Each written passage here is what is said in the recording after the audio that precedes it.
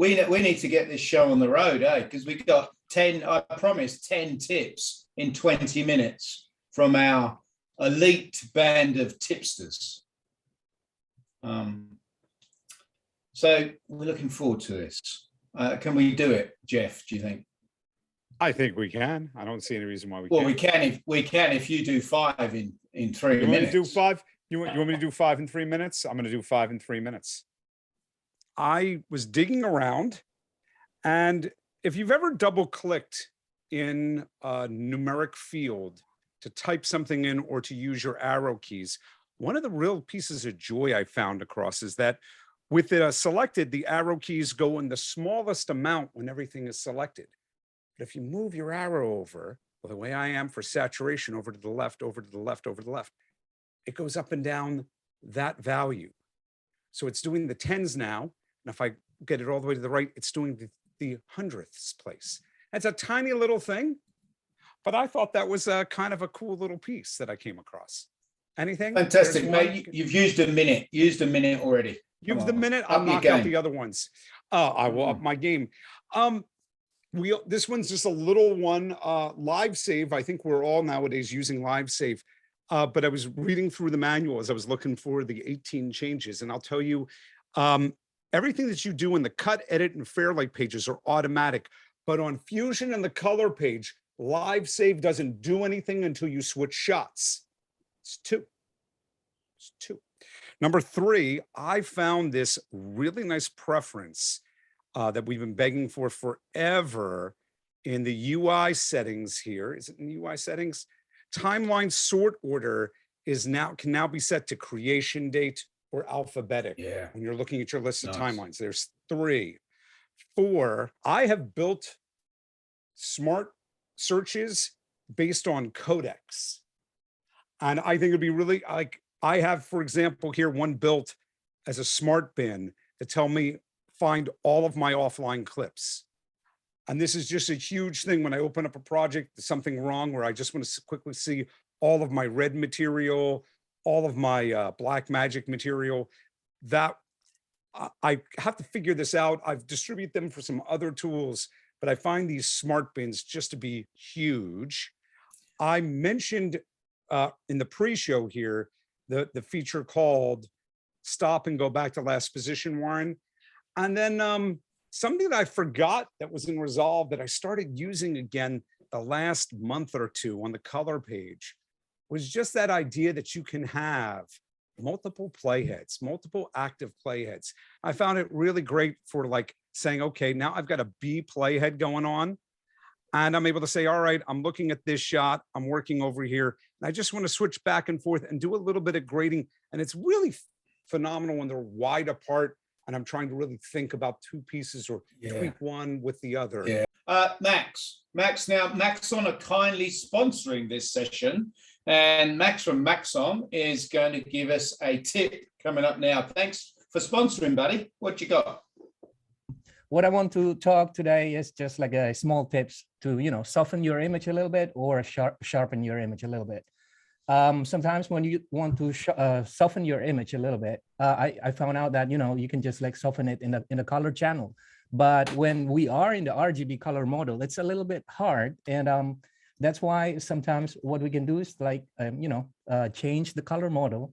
And in this case, I go to LAB and I use the channels only on channels 2 and channels 3. I disable channel 1, means like the luminance channels is all off. And then now I can just blur it.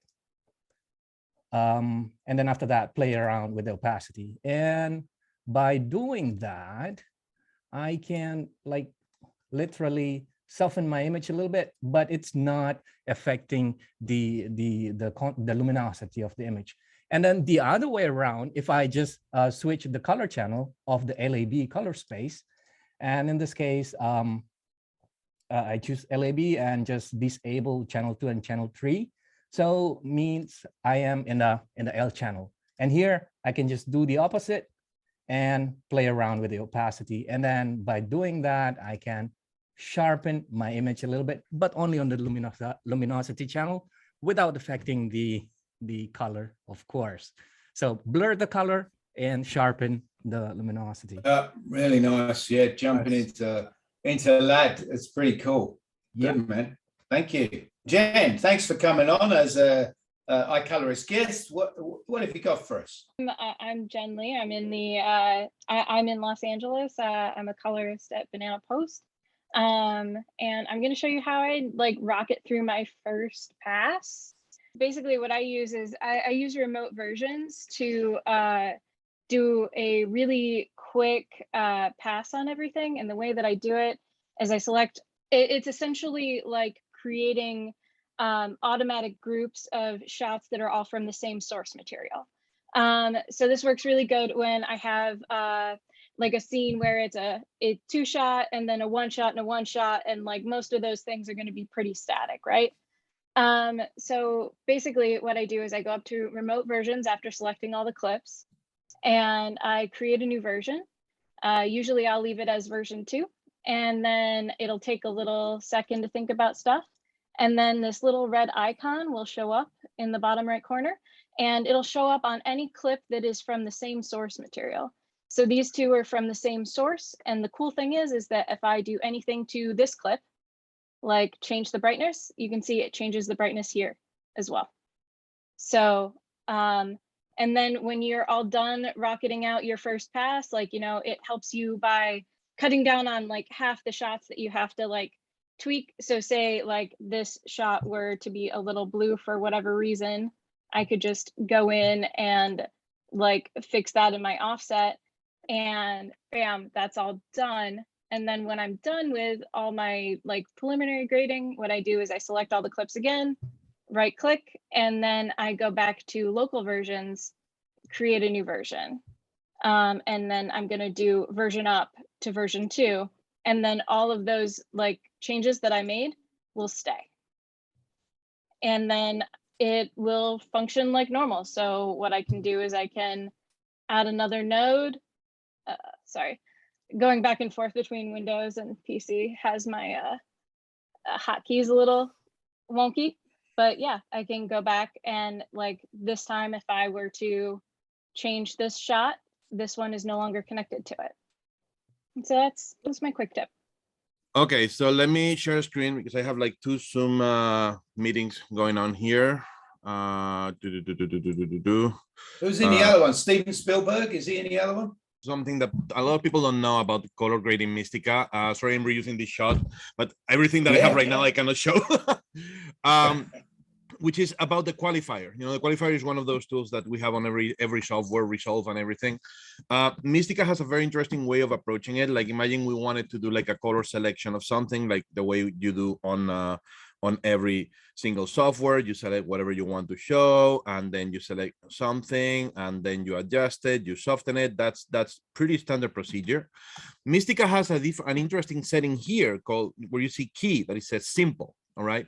You also have the option to say proportional, and the proportional option, it makes the key work more like in a logarithmic way. I guess it would be similar to like if we were kind of tweaking this curve, but you can see the results are not the same. And that's because the other one takes into account the weight of the color, the saturation, and it gives you a very fine selection. Like, for example, if you wanted to select something that had a lot of saturation in one area and not in the other, it will be a very smooth selection. Now, the trick comes when you don't select a range.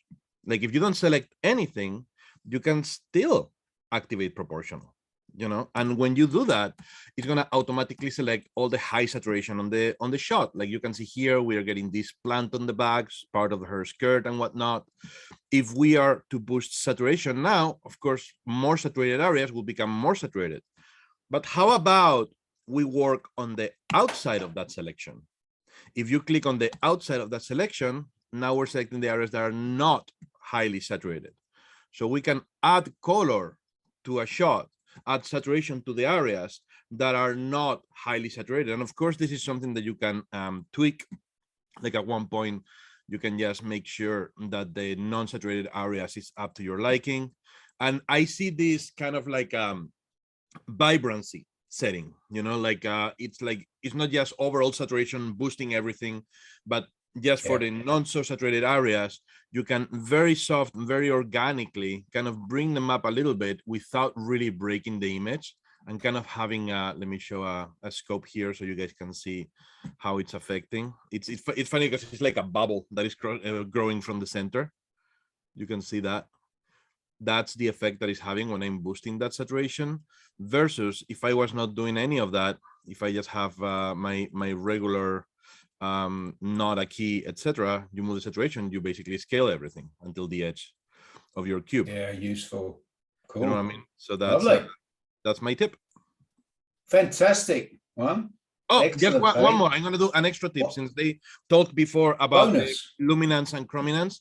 On Mistika, if for whatever reason you wanted to do that, like blurring, like we're blurring the image here, you can affect just your luminance or your chrominance just by selecting this or that when you're working on your qualifier. Right now, we have the blur.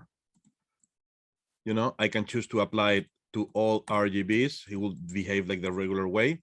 I can choose to apply it to just luminance. I can choose to apply it to just chrominance. So very easy. You can just affect that separate. If you select both, then you affect like if you were an RGB. And this works for selections as well. You wanted to change the contrast, you can just do your thing and then apply only in chroma for some reason to get some cool effect. You can do that too. Brilliant, mate. Thank you. I'm going to have to move you along. Thanks a lot, Juan. Of course. Thank you. Hi. I got some cool stuff to show you guys. As I mentioned a couple minutes Where ago. are you? Quick intro. I'm in Los Angeles. Who the heck am I? I'm a colorist and an image scientist working for myself. I'm a hard boss, but I'm fair. And I've got a tip to show you guys about mid-gray preservation, which, as I mentioned earlier today, is my absolute favorite subject. So I'm excited to share with you guys. Here's the idea, guys. What I want to show you is how I go about preserving mid-gray using a tool that I'm going to give you a link to in the chat right now. It's free for download. And the idea here is that when we are designing our looks, when we're designing our macro level transforms, before we're drilled down into shot level grading, preserving mid-gray is very important, or at least moving mid-gray, if we're going to do it, we want to do so consciously. So what I'm going to do using my exposure chart tool up here in the upper left, which I'm going to drag onto this node at the head of my graph and then go to my effects. I'm working in Area Log C right now, and I'm actually going to turn off my output transform for the moment. And here on the tool, you can see I've set myself to Area Log C, and I'm going to tweak my settings here and just get a really simple patch of mid-gray in Area Log C, okay? So that's going to mean total steps of 1, and don't show me a ramp, just show me a mid-gray patch. Now, if I go into this node that I've designated for doing like a creative contrast curve, for example, I could use this on any macro level ingredient that I'm contemplating for my look, but the curve is a great place to start. You'll see I've got a nice clearly delineated tooth here in my curves. And if I option click that tooth, I've got a unity control point pinned there. I can now turn off this DCTL and turn my output transform back on. And now whatever I do with my creative contrast curve, I can be very confident that I am not inadvertently biasing exposure up or down. And in doing so, creating the need for compensations that I'll make on every single shot when I get to shot level grading. Obviously, the whole point of a macro level transform is it makes everything easier to grade, makes everything look better, and we don't have it's not making anything more difficult. So really easy way to accomplish that. That URL to download this tool for free is in the chat, and I hope you guys enjoy it. Free. We like the idea of that free. That's cool, Cullen. Yeah, that's simple, isn't it? Yeah, nice and simple. And, you know, like one of many things you could potentially use this tool for. You can use it to sort of get a feel for like, you know, how many stops of dynamic range am I preserving in my final output with my curve? Because like that's changing when I do this creative curve. So all kinds of different ways you could use this tool, but that's my favorite kind of go-to way is like, hey, just make sure you're not biasing exposure up or down and making more work for yourself while you try to make less work for yourself. As I constantly say, we don't want to break the image. Yes, exactly. Blake. Yes. All the way from sunny Munich. Yes, exactly. So we've got a Resolve 18 tip here. And so we're going to have a look at the depth map tool on Resolve. Take my depth map, drag it into the node graph. And now it automatically will give me the key that he's actually created, but he's actually using high frequencies and low frequencies to actually generate this information. So as you can see, the higher frequencies, then I could actually then pull her from the background. And then if I want to tweak this a bit, I can then go into my isolation adjustments here and then pick this up like here, just tweak it up a bit and do something like that. Let's take our quality, make it faster. So this way we can make up for, get a better real-time playback. And then once we get finished with that, we can turn off the preview. And then what I want to do next is add a node here at this point. And now I can actually grade, let's come up to here. Actually, what I need to do first is actually connect the key channel. And then now I can then come over here and now grade her independently from the background. Now, a lot of people say, well, can I now go over and grade the background separately? So then what you can do over here is add a node, add an outside node. And then if you do that, then you can grade the background separately. Now, not only can you do this, but then also if I want to change depth of field or anything like that, I can then come over here to my blur, and then I can now come over here and then defocus the background for that. Now you can also use this on the edit page. If you, by layering the titler on top of it, I can have titles going behind her and stuff like this. And so it makes it a very useful OpenFX plugin. Now it's important to note that this only works with Resolve Studio because it requires a neural engine. And so, but it's very, very powerful. Yeah. Can you play it, Blake? Is it really hungry on your GPU? You play it okay, what happens? Stutters real time? It's just going to stutter a little bit. I mean, this is on my MacBook Pro with the M1 Pro processor here.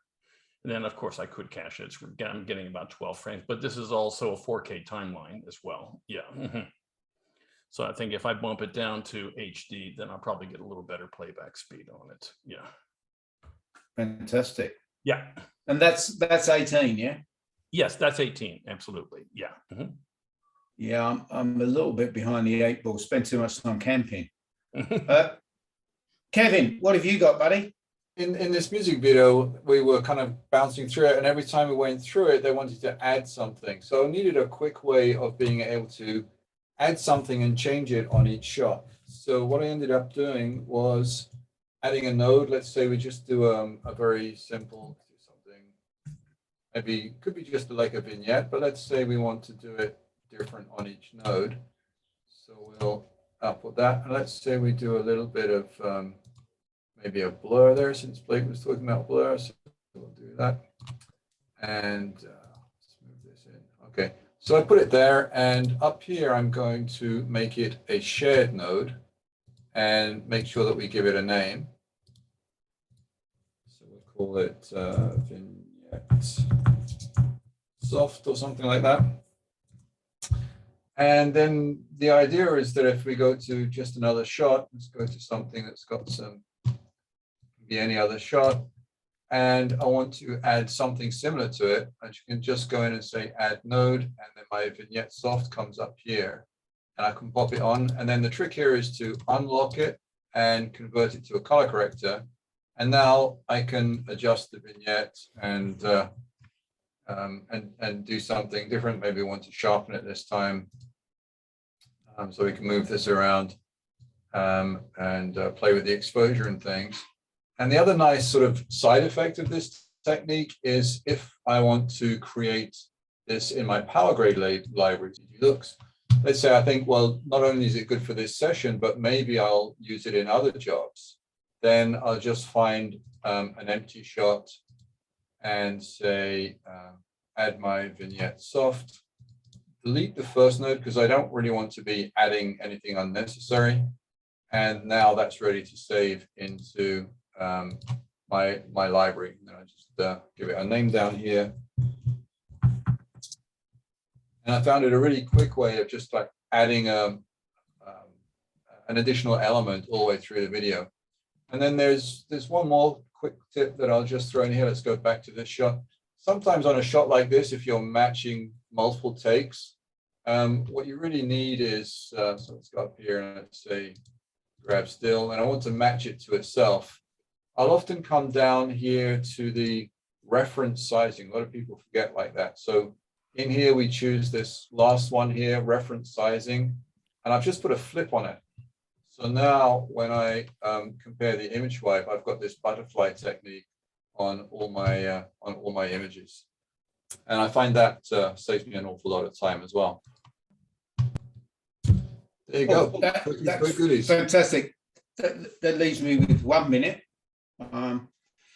And I just wanted to say that you can't really see it, but this chair I've got here, this cost me about $1,000, maybe 10 years ago, right? Which seemed like a huge amount of money. But on a good day, you can make $1,000, right? You spend so much time sitting in your chair, moving around. $1,000 is not a lot of money. Do not skimp on the gear around you, because it's really important that you feel comfortable while you are working. So do not skimp. The other thing, if you can upgrade for the new keycaps, it really is like getting a new panel. At the moment, I'm using the $30,000 keyboard to run this show, but normally I do use these things for more important things than doing Zoom mixes. So thanks for everybody. That was a really good tips and tricks section. Probably I'm going to say the best we've had. Jeff, would you say so? I'm humbled by how good those tips were. I've written down like all of them except for the chair. All of them except for the chair. Well, you've got a good chair anyway.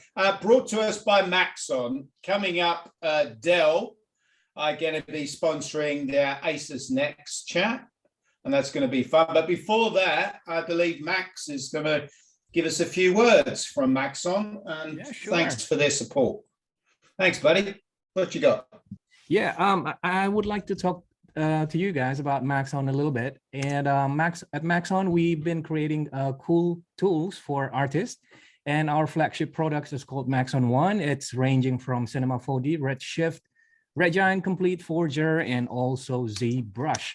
So you probably already know Maxon from a Cinema 4D, right? The 3D Creations app. And then, but nowadays we also offer a lot more products, not just in Cinema 4D. So for example, for 3D Creations app, we have Cinema 4D. For rendering, we have Redshift. And also if you are into sculpting, now we have ZBrush. And if you want to sculpt in your mobile device, we also have Forger.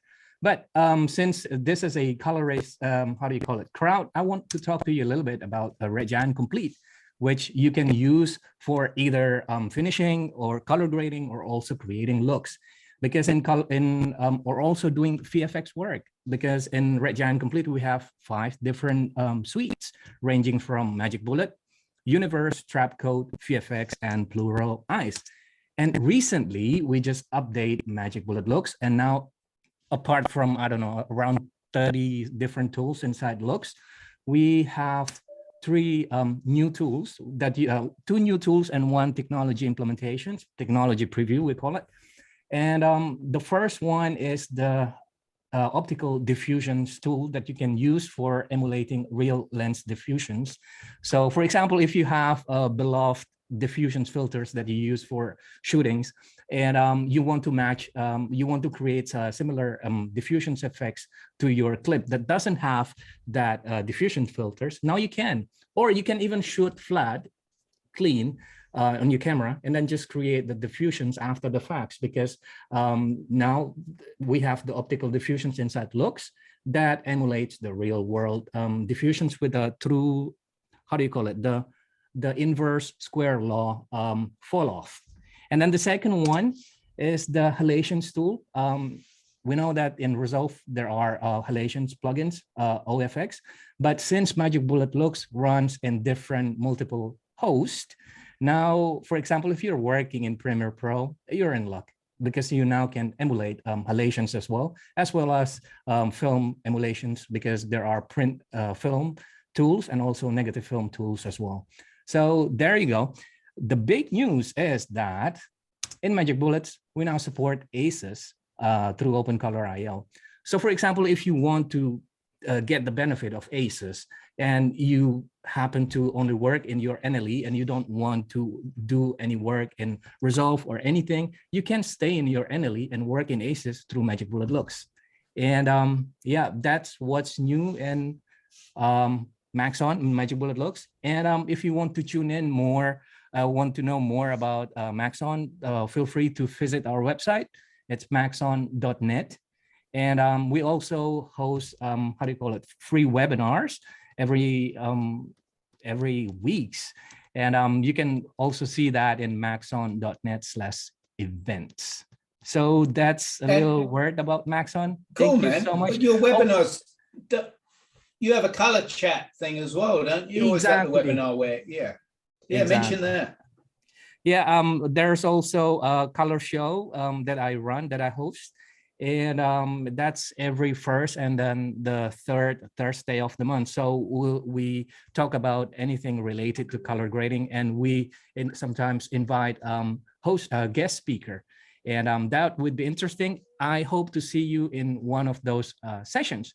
And one thing that I forgot to mention is that one of you lucky participant today can win the Maxon 1 complete suite. So if you are into playing, creating 3D content, or also want to play around with Magic Bullet Suite or Universe or anything, you can, because you can win the Maxon 1 complete, subscription. What's the price? What's the price on that, Max?